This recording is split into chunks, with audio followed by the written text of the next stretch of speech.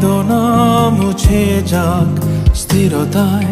দশকের পর দশক ধরে শ্রোতাদের মুখে মুখে ফেরে ওয়ারফেজের গান অবাক ভালোবাসা। এবার নতুন অঙ্গিতে গানটি প্রকাশ করেছেন কোকি স্টুডিও বাংলা। 1994 সালে প্রকাশিত ওয়ারফেজের দ্বিতীয় অ্যালবাম অবাক ভালোবাসার শিরোনাম সঙ্গীত ছিল এটি। অ্যালবামটি প্রকাশের পর শ্রোতাদের মধ্যে সাড়া ফেলে।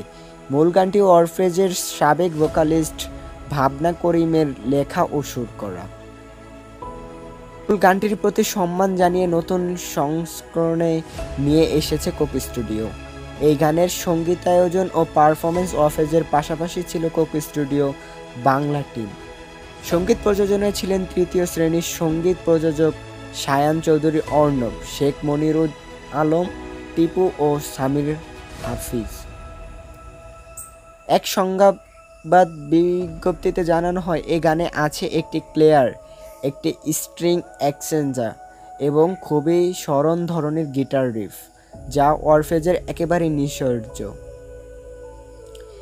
এই নতুন সংস্করণের গানটি শুধু যে নতুনভাবে কল্পনা করা হয়েছে তা নয়, বরং এই গানের মূল অ্যাজেমটি ধরে রাখার চেষ্টা করা হয়েছে।